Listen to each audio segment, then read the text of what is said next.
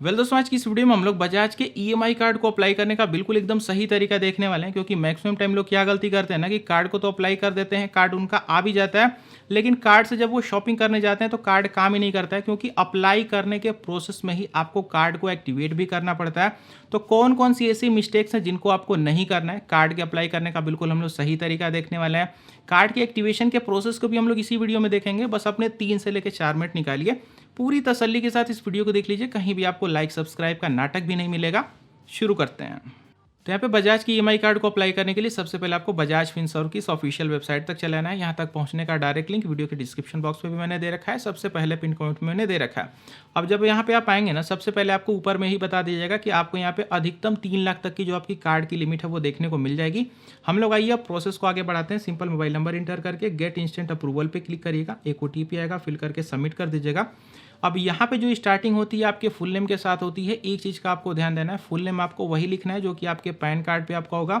और ये जो नीचे ऑप्शन है ना, इसको ऐसे ही इनेबल रहने दीजिएगा। इनेबल रहने से फ़ायदा होगा ना कि आपके पैन कार्ड के बेसिस पे ही आपकी जो डेट ऑफ बर्थ वगैरह है ना, यहाँ पे ऑटोमेटिकली सेलेक्ट हो जाएगी। इसको इनेबल ही रहने दीजिएगा। फुल नेम लिख करके नीचे प्रोसीड करिएगा। आप देखेंगे आपके पैन कार्ड के बेसिस पे आपकी सारी डिटेल पहले से यहाँ पे ऑटोफिल हो जाएंगी। नीचे आप सैलरीड हैं कि सेल्फ एम्प्लॉयड हैं, अगर कोई बिजनेस वगैरह करते होंगे तो सेल्फ एम्प्लॉयड आप सेलेक्ट कर लीजिएगा। और मेल फीमेल अपने हिसाब से देख करके नीचे एक बार प्रोसीड पे क्लिक करिएगा। जैसे आप प्रोसीड पे क्लिक करेंगे ना, आपको एकदम सामने से बता दिया जाएगा कि आपको कार्ड की लिमिट कितनी ऑफर की जाएगी। मेरी केस में फिलहाल यहाँ पे 1,35,000 की जो लिमिट है वो ऑफर की जा रही है।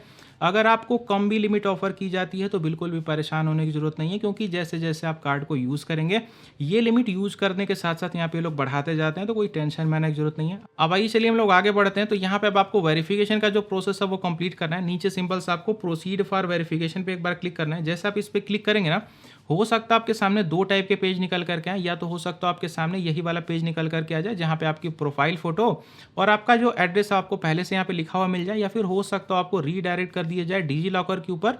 तो वहाँ जाकर के आप अपना आधार कार्ड सेलेक्ट कर लीजिएगा। तो वहाँ पे आपके आधार कार्ड के बेस पे आपकी फोटो और आपका जो एड्रेस यहाँ पे फेच होकर के आ जाएगा। अब इस पेज पे आपको क्या करना है, अगर जो आप इसी एड्रेस पे रहते होंगे तो इसको ऐसे ही रहने दीजिएगा। अगर आप इस एड्रेस पे नहीं रहते होंगे, या आपके आधार कार्ड वाला ही एड्रेस रहता है, तो यहाँ पे आप अपडेट एड्रेस पे क्लिक करके अपना एड्रेस भी बदल सकते हैं। तो मेरी केस में बिल्कुल सही, मैं ऐसे ही रहने देता हूँ।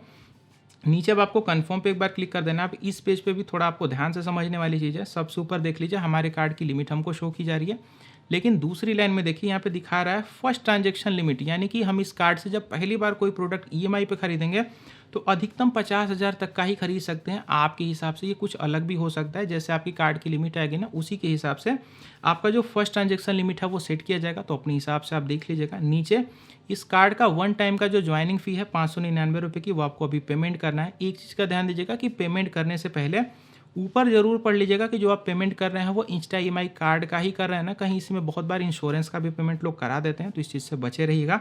अब आइए आपको करना है सिंपल से नीचे प्रोसीड फॉर पेमेंट। अब पेमेंट आप कैसे भी कर सकते हैं, यूपीआई मतलब वही फ़ोन पे, गूगल पे, पेटीएम। चलिए मैं इसी से कर देता हूँ।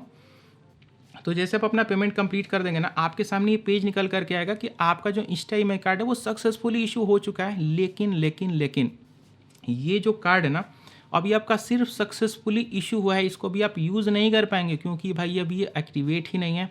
अब एक्टिवेट आपको कैसे करना है वो तो मैं आपको बता ही रहा हूँ, लेकिन एक्टिवेट करने के प्रोसेस में होता ये है ना, जैसे मान लीजिए कि आपने इस कार्ड से कोई एक टीवी खरीद लिया ईएमआई पे, तो वो ईएमआई आप कैसे भरेंगे? बजाज के ऑफिस में रोज़ तो दौड़ के आप जाएंगे नहीं, वो ईएमआई कटती है आपके बैंक से। तो बस आपको यहाँ पे आपको अपना एक बैंक दे देना होता है, उसी से आपको अपनी ईएमआई को डेबिट कराना होता है। कैसे करना है मैं आपको बताता हूँ।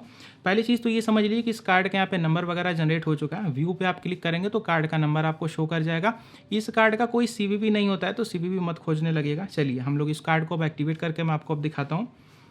सिंपल सा नीचे एक्टिवेट नाउ पे क्लिक करिएगा। अब अगले पेज पे ना आपको अपने बैंक अकाउंट की कंप्लीट डिटेल दे देनी है कि क्या अकाउंट होल्डर का नेम है, आईएफएससी कोड, अकाउंट नंबर, ये सारी चीज़ें दे करके सिंपल सा नीचे प्रोसीड होइएगा। आपके बैंक की कंप्लीट डिटेल निकल के आ जाएगी। सिंपल सा नीचे जब आप आएंगे ना, आपको यहाँ पे जनरेट ओटीपी बोल के एक ऑप्शन आएगा, इस पर क्लिक करिएगा। एक ओटीपी आएगा, फिल करके वैलिडेट ओटीपी पे क्लिक करिएगा। अगले पेज पे आपको एक ऑप्शन दिखा दीजिएगा कि ई मैंडेट सक्सेस। अब इस पेज पे आपको क्या करना है, लगभग 5 से लेकर 7 सेकंड वेट कर लेना है। अब आपके सामने ये वाला पेज निकल करके आ जाएगा कि आपका जो ईएमआई कार्ड है सक्सेसफुली एकदम एक्टिवेट हो चुका है। अब इस कार्ड को आप चाहें तो यहीं पे व्यू कार्ड पे भी क्लिक करके अपने कार्ड को देख करके यूज़ वगैरह कर सकते हैं, या फिर इस कार्ड को अगर आप चाहते हैं मैनेज करना ना, तो इनकी एक ऐप आती है। अगर आप एप्पल का फ़ोन यूज़ करते हैं तो ऐप स्टोर पर मिल जाएगी, या फिर अगर एंड्रॉइड फ़ोन यूज़ करते होंगे तो गूगल प्ले स्टोर पर भी अवेलेबल है। मैं स्क्रीनशॉट आपकी स्क्रीन पर ऐड कर दिया हूँ। इस ऐप को जाकर के इंस्टॉल कर लीजिएगा। वहाँ पे इसी मोबाइल नंबर से जिससे आपने कार्ड को अप्लाई किया है, उसी से मोबाइल नंबर को ऐप में रजिस्टर्ड हो जाएगा। कार्ड वगैरह को आप वहाँ पे देख भी सकते हैं, आपकी कितनी ईएमआई वगैरह चल रही है, सारा कुछ आप वहीं से मैनेज भी कर सकते हैं। मन में कोई डाउट उठ के आ रहा होगा, कमेंट करके आप मुझसे पूछ लीजिए। फिलहाल मुझे दीजिए इजाज़त, गुड बाय।